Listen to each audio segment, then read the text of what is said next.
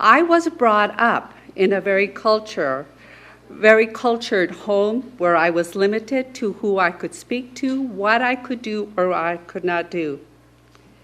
God did send me some amazing elders, older people with wisdom that in many cases I did not pay attention to.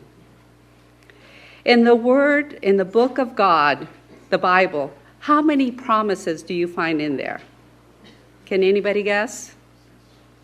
There's over 8,000. Over 8,000. And we have to realize that also that the Word of God is not a vending machine that I do this good thought or I have this great thought here and there, and that I plug it in and that God therefore gives me a reward back. That's not how it works.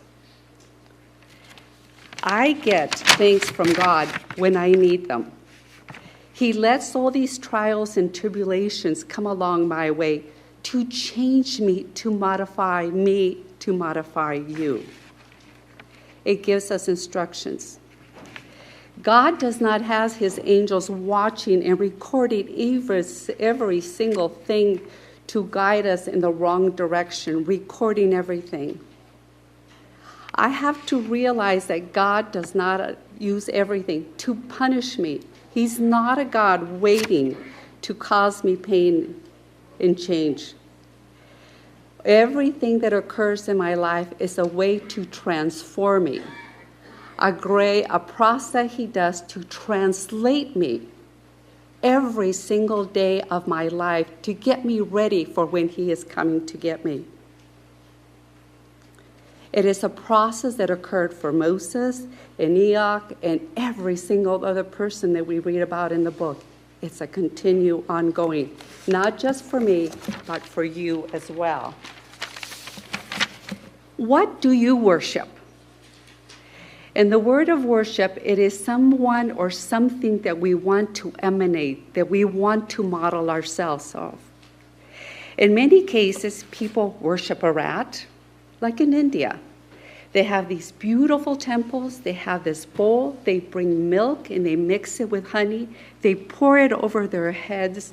And then they drink out of these bowls that the rats drink out of. And then they drink it. Are we like the ancient Egyptians that worship a frog?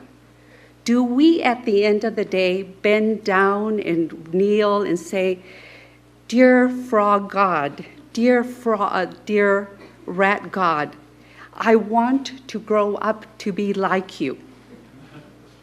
You and I have a God who has an immense amount of energy, amount of knowledge, that we are going to, throughout the centuries, be working towards to learn more and more.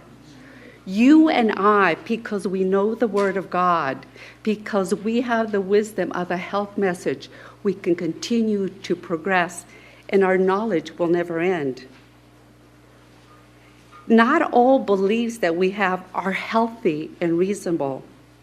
Not all spiritual practices are healthy. Let me give you an example. I have a professor who is wise, who's a vegetarian, who goes to church. And he got sick after he retired. He couldn't function, he couldn't do this, he couldn't do that. So the wife and him decided to find a sanitarium that would take care of him.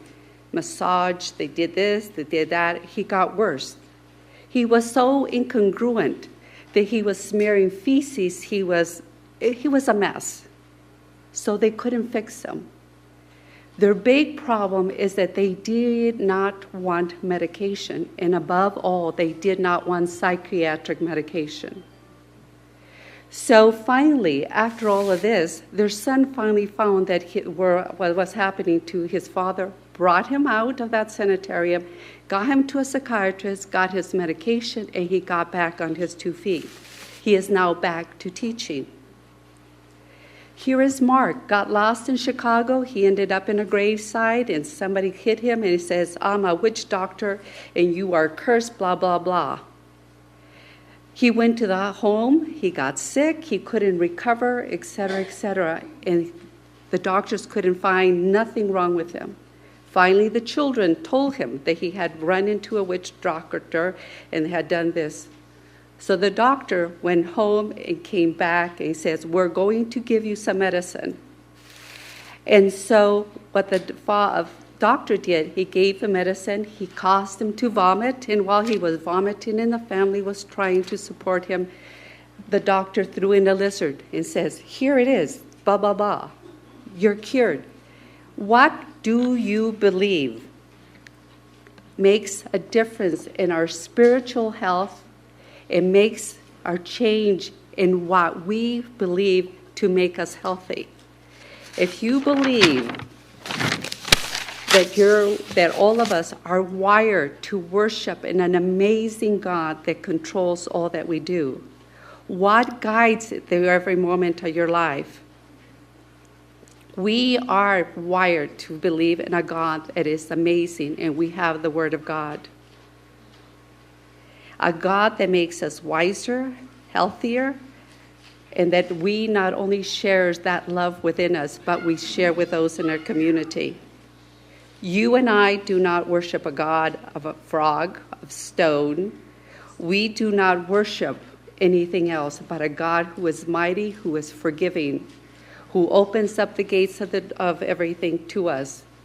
All he does is knock at the door, and we are supposed to let him in to begin to change us and transform us, because we are supposed to be the bride of God that we know all the signs are coming. And we want to be ready for him. We are all very important to him. And I hope that through every moment of our life, we change our ways that we do to be that perfect bride of God. God bless you.